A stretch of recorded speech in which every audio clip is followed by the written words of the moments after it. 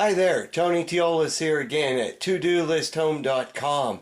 The purpose of today's video is to show you how things are going as far as the planting goes for the spring gardens, and I want to show you that you still have a chance to get in on the fun if you start now the way that I'm doing it. So let's go on a tour. I'll show you what's getting ready, what's prepared, because in 4 weeks it's going to be nuts around here. There's going to be 3 or 4 beehives. There's going to be all kinds of more plants to put in the ground, all kinds of big plants coming in from edible landscape going in the ground. So what you see in this video is like, yeah, it's still winter. What do I got to worry about things now for? But good planning now will get you prepared, and in 4 weeks you'll be ready for all the fun too. Let's go take a look, and then you can get some ideas at todolisthome.com for how to get started, where to get your supplies and resources, what you can make at home to get started, and why you should do it now. Okay, let's go take a look. And we begin here in the downstairs bathroom where I start my plants. I have marigold started here and more chives under here. I have more green onions under here I just started. I have thyme and some more marigold. I have over here, this would be more chives. And then here a variety of flowers. I have catnip, I have 4 o'clocks, I have spider flower, and asters all started in this tray here. It's warm down here. As you can see, I've got a heating mat under one of them. This is the best place to get the soil warmed up and the seeds started well. And then once they're done here, I bring the plants up into here. The green room is what I call it. And this is my row-like structure here. I have 2 of these. And you can see I've already got some plants started in here. I've got hot pepper, amaranth, love lies bleeding. Let's see here. I've got a lot of chard in here. All started. And then a couple other plants down there. There's a bean plant and a nasturtium flower that my daughter brought home from school. Over here I have more.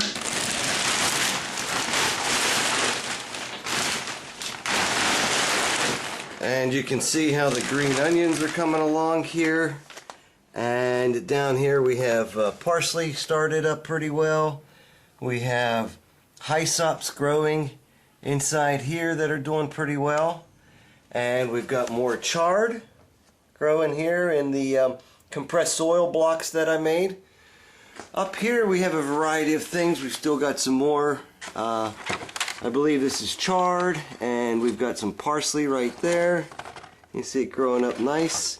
And in here we've got endive, love lies bleeding. So everything looks pretty nascent, but it's growing exponentially every day. And when they're done growing, they'll be brought out here where they'll be growing in the outside. So we've got a garden bed here. There's strawberries in there and thyme, and we'll be adding to that. This is a first asparagus bed. We'll go ahead and cut this up and mulch it and lay it on the ground there. I have my swales here that are going to be the places where I'll put wintergreen and cranberry, as well as some hatunia. And over here I'm going to be putting more cranberry all along this nice berm here, along with some lavender and rosemary. Here we have 2 of our grape plants, and this reminds me I need to figure out what I'm going to do for a grape plant trellis here. I gotta come up with a system quickly. And you see the blueberries and elderberries over here.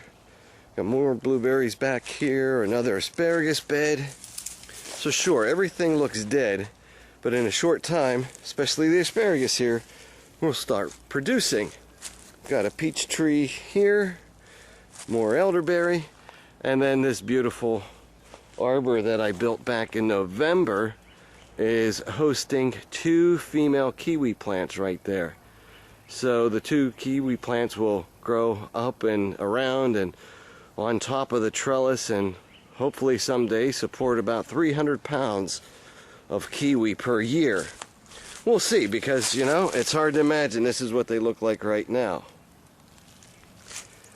We'll continue to walk over here. I'll plant some more perennials and annuals in here.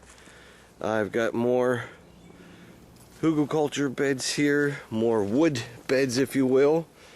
That's a new one. That'll be hosting tomatoes soon. More grape plants here.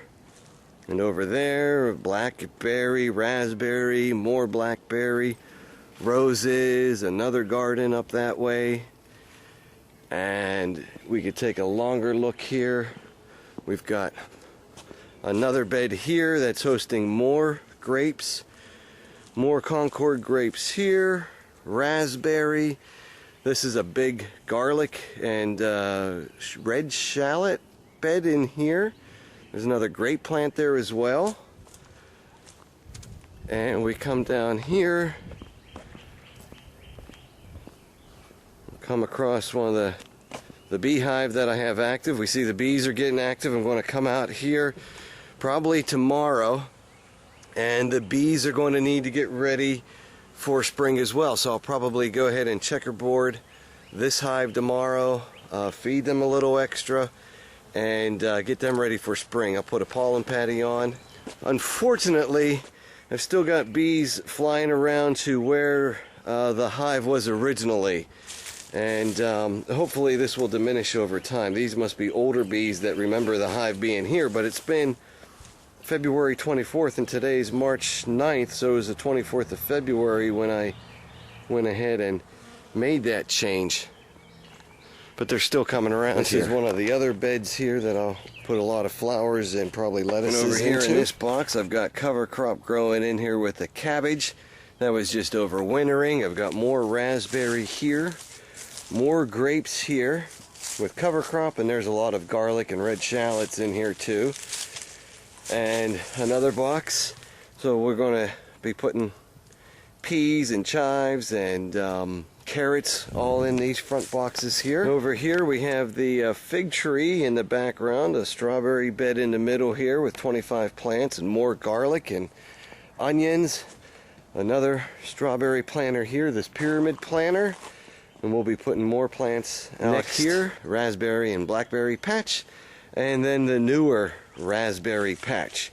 So you can tell we're developing a real home sweet home here. And just to show a little bit more, I want to point out, you see the other hive down there. I'm working on a third hive, so we'll have 3 hives out here.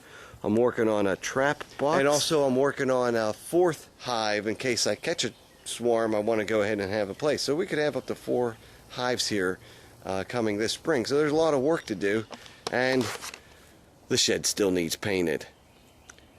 Oh, one last thing, if I can get it in here, are the mushrooms that are growing back there, and you can see some spots where I put the melted wax on top of the spores.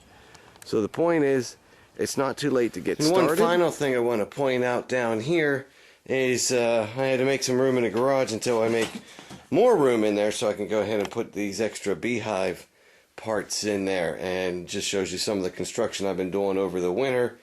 And you'll learn more about these and other activities and projects at todolisthome.com. So go there now while you have a chance and get started on your spring plans for gardening, honeybees, and generally preparedness. See you next time.